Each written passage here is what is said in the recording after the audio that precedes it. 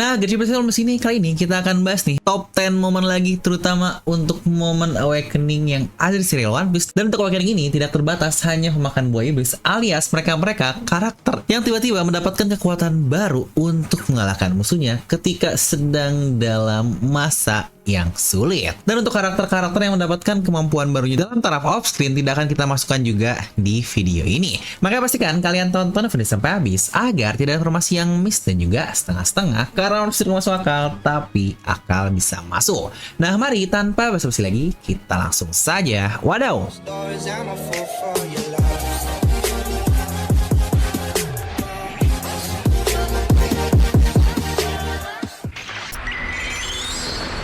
Nah, kita langsung saja masuk ke nomor 10 dan dia adalah Babang Sanji. Ya benar, Babang musuh favorit kita ini berhasil mengawakeningkan kembali kemampuan dari gennya, yaitu gen dari Vinsmoke yang tertanam di dalam DNA-nya sebagai manusia modifikasi. Semua hal ini di-trigger karena dia yang menggunakan Red Suit berkali-kali dalam pertempuran di Wano Kuni. Yang menariknya, sepertinya Sanji sendiri pun bisa mengaktifkan dan mematikan mode tersebut karena terlihat dari arah alisnya yang berubah ketika masuk ke mode exoskeletonnya. Dan bukti luar biasanya adalah tubuhnya mendapatkan tadi yang saya sebut sebagai exoskeleton luar biasa yang bahkan pedang besi keras buatan ilmuwan seperti Queen saja tidak mempan menghadapi tubuhnya tersebut.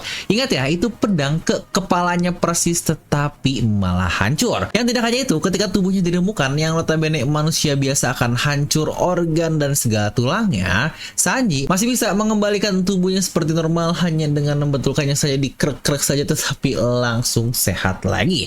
Yang wah, ini sudah tidak seperti manusia biasa. Akibat awakeningnya, tubuhnya jauh lebih kuat, maka pergerakan Sanji jadi jauh lebih cepat dan bahkan bisa menahan api yang lebih panas. Alhasil kemampuannya meningkat dari Diable Jambe menjadi Ifrit Jambe.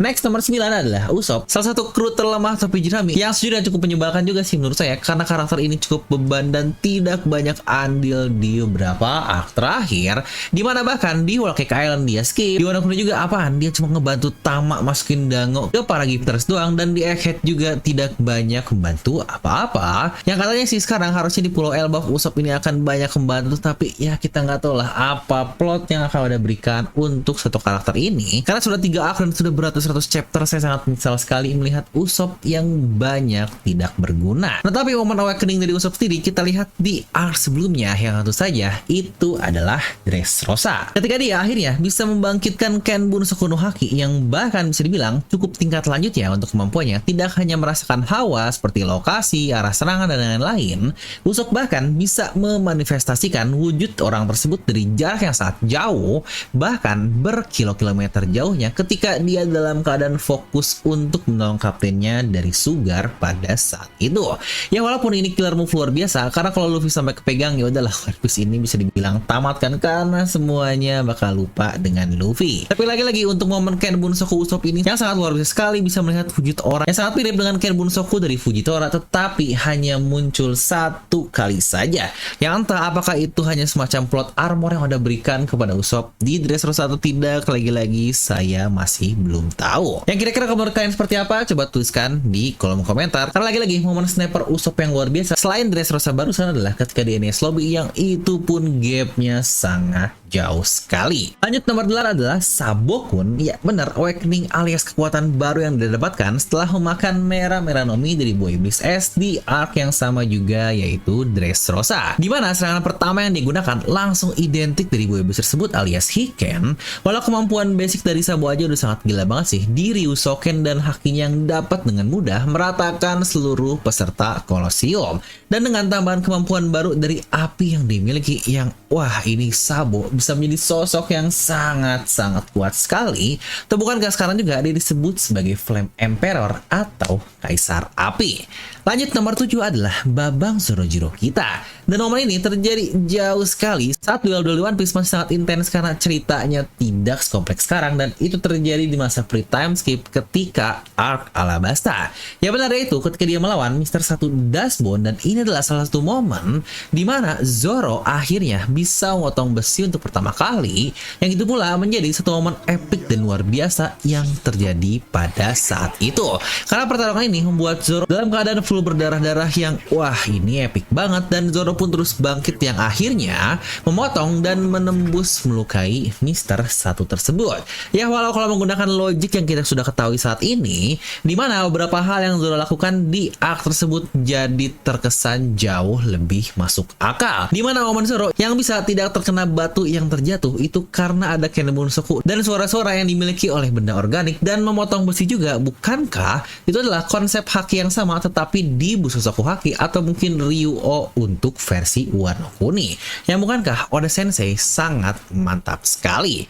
Lanjut nomor 6 adalah bocil favorit kita, yaitu Bonechuan, yang sekarang menjadi highlight di animenya terutama ketika arc Egghead sudah comeback. Ya benar, kemampuan buah iblis yang kita tahu hanyalah sebatas manipulasi umur, dia bisa menjadi bocah sampai tua dan diaplikasikan kepada orang lain.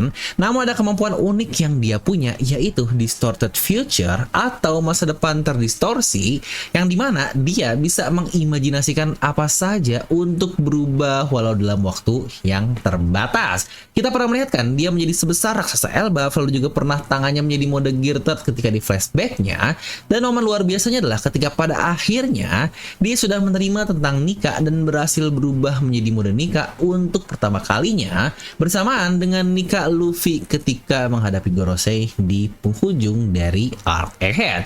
Ya lagi-lagi walaupun cukup kontroversial, tetapi saya cukup menyukai momen tersebut karena ini hanyalah mode Nika tiruan yang tentu saja kemampuannya sangat jauh, apalagi durasinya pun sangat terbatas. Lanjut nomor 5 adalah si sialan Teach alias Kurohige, momen pengubah sejarah di One Piece nih, mau real atau bahkan tidak, yaitu arc dari Marineford. Realnya karena arc ini membuat One Piece mendapatkan Guinness World Record untuk pertama kali, dan di One Piece sendiri itu sebagai titik kebalikan dari sebuah era atau generasi.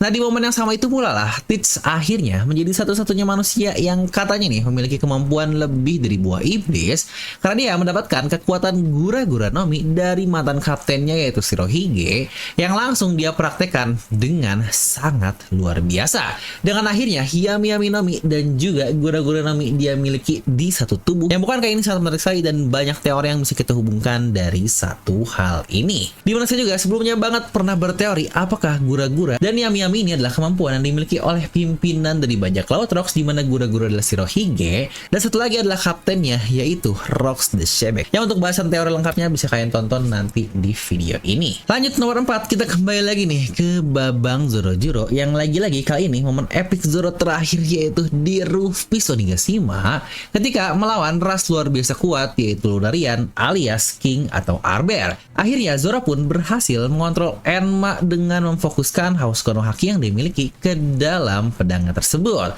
Alhasil serangannya menjadi jauh lebih terukur dan staminanya tidak terpakai asal-asalan, dan gilanya serangan Zoro ini dapat dengan baik memotong serangan magma terakhir yang dimiliki oleh King yang berbentuk naga. Dan gilanya bahkan Zoro pun dapat menembus tubuh Lunarian dan memotong sebelah sayap dari satu ras luar biasa ini, yang bahkan menurut saya sendiri momen di anime itu sangat luar biasa untuk animasinya karena tidak lebay tetapi sangat mantap sekali. Lanjut kita masuk ke top 3 untuk list 3 awakening atau kemampuan baru yang dimiliki oleh karakter di serial One Piece. Tetapi seperti biasa sebelum lanjut jangan lupa untuk subscribe dan nyalakan bel notifikasinya. Nah kita masuk ke nomor ketiga, dan dia adalah Bagasan Job kita alias Lutfi Avanza. Oh bukan loh, itu malah influencer Who dan izin jump in. As I mentioned before on the call yesterday nih kak kita udah coba.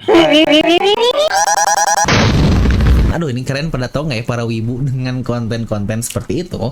Karena mungkin buat para budak korporat sudah hatam banget lah untuk konten-kontennya yang ada di Instagram. Tapi capek juga ya melihat perwibuan di Konoha, karena facecam dikit aja bahasanya langsung nyambung kemana-mana. Yang bahkan ada satu komen menarik yang sejujurnya ini sangat aneh banget, karena ada yang bilang, lah bang kita ini cowok masa wibu ngelihat cowok lagi yang aduh ini konsepnya seperti apa? Apakah kalian tidak pernah melihat konten kreator cowok dan ketika ngelihat cowok jadi kayak aduh ini mindsetnya udah aneh banget? Apakah kalian para wibu rata-rata lemah syahwit dan melihat cewek doang? Aduh astagfirullah, maaf karena kesel banyak komen-komen gak jelas. Jadi oke lah kita masuk kembali ke bahasan One Piece. Dan nomor 3 adalah ketika Luffy menghadapi Kaido juga di Luffy, tetapi momen pertamanya ketika dia berhasil melakukan advance House Konohaki dan berhadapan dengan Kaido, dimana itu adalah salah satu momen yang sangat luar biasa sekali pada saat itu ketika dua House Konohaki beradu tetapi serangannya tidak bersentuhan sama sekali, persis ketika Roger dan Shirohige berhadapan yang kita dapatkan di flashbacknya juga, yang bahkan nantinya beberapa chapter kemudian kita melihat bagaimana Luffy dan Kaido bisa membelah langit dengan House Konohaki-nya.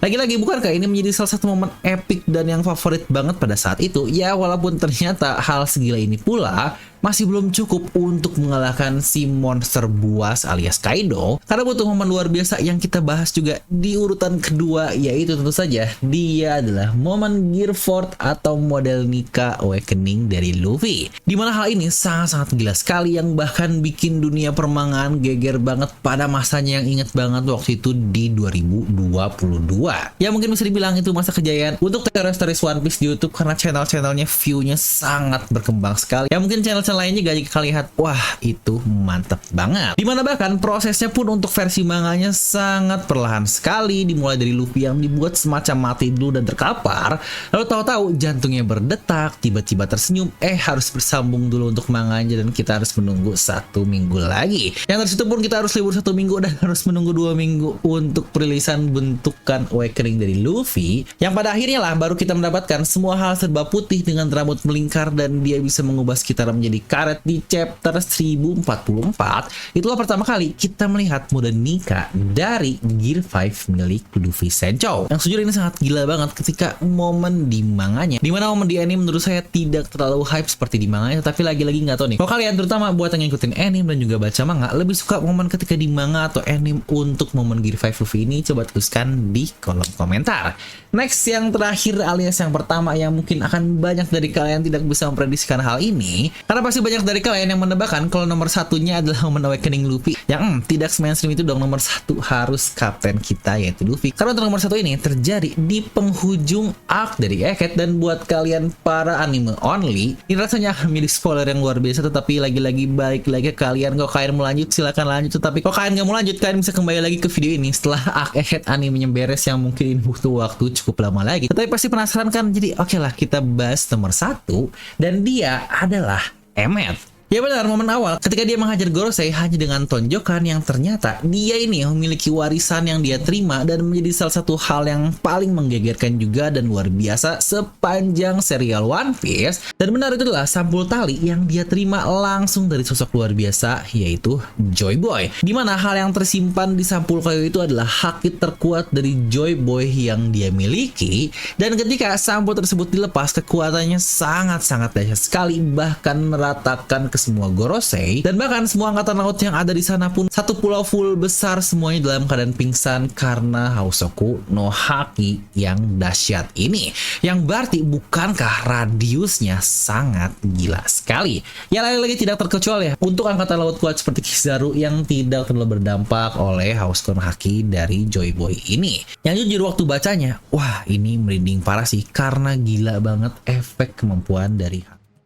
Lagi-lagi itu pula baru haki yang tersimpan selama 800 tahun lamanya. Gimana ya kemampuan asli yang dimiliki oleh Joy Boy dahulu. Nah jadi itulah Fullman Awakening atau kemampuan baru yang dimiliki oleh karakter-karakter One Piece. Lagi-lagi versi channel Filmnomi, kok kalian punya versi sendiri, bisa tuliskan pendapat kalian di kolom komentar. Dan seperti biasa, semoga kalian terhibur dengan video ini. Like aja kalian suka, dislike kalau suka, jangan lupa subscribe dan juga share ke teman kalian. Gue Devel pamit and I'll see you guys next time.